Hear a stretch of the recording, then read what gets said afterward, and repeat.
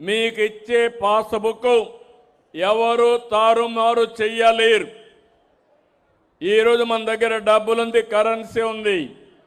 ఆ కరెన్సీకి ఏ టెక్నాలజీ వాడతామో అదే టెక్నాలజీ మీ పాస్బుక్ వాడాం. ఎవరు కూడా తారుమారు చేయడానికి అవకాశం లేదు. ఇంకో పక్క మీ అందరినీ భాగస్వాములు చేశాం. సమస్య శాశ్వతంగా పరిష్కారం కావాలి.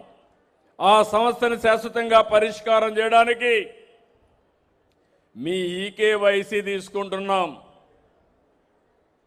మీ ఆధార్ తీసుకుని మీ ముందరిని సర్వే చేపిస్తాం.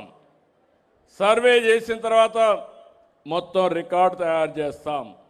ఆ రికార్డు కూడా మీరు సంతకం పెట్టి ఈ రికార్డు కరెక్ట్గా ఉందంటే ఈకేవైసీ తీసుకొని అప్పుడు దాన్ని ప్రింటింగ్ పంపిస్తాం.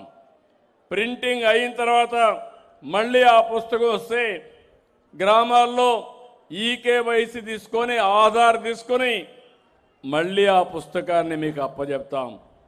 అంటే మీరు గుర్తుపెట్టుకోవాలి, 3 సార్లు ఎలాంటి రాజీ లేకుండా పట్టాదారు ఎవరైతే ఉన్నాడో ఆయనకు చెప్పి ఈకేవైసీ తీసుకొని ఇస్తున్నా. నా ఉద్దేశం ఒకటి, ఒక్క రూపాయి కూడా అవినీతి ఇవ్వకుండా ప్రతి ఒక్కరికి శాశ్వతంగా పట్టాదారు పాస్ పుస్తకం ఇవ్వాలనేది నా అభిమతం. ఆ తర్వాత కూడా నేను ఆలోచించాను, ఇక్కడితో అయిపోదు. ఎక్కడ కూడా ఎవ్వరు కూడా మీ రికార్డు ట్యాంపర్ చేయకుండా బ్లాక్ చైన్ టెక్నాలజీ తీసుకొచ్చాం. కంప్యూటర్లో కూడా ఎవ్వరూ ట్యాంపర్ చేయలేరు. అలాంటి టెక్నాలజీ తీసుకొచ్చి దాని వెనకానది పెట్టాం.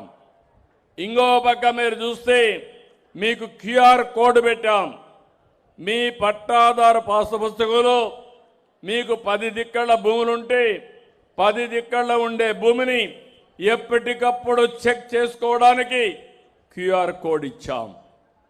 ఇవన్నీ కూడా ఆధార్ పెట్టి చేశాం.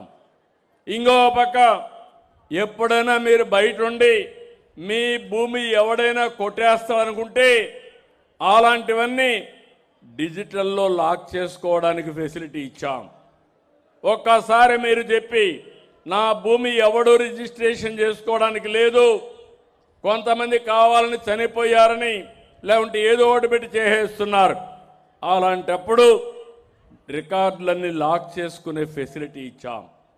మళ్ళీ మీరు వచ్చి ఈకేవైసీ ఇచ్చి తద్వారా ఆధార్ ఇచ్చిన తర్వాతనే ఆ లాక్ ఓపెన్ చేసే పరిస్థితి వస్తుంది. అంటే పగడ్బందీ వ్యవస్థకు శ్రీకారం చుడుతున్నాను. శాశ్వతంగా సమస్యలకు పరిష్కారం తీసుకుంటున్నాం.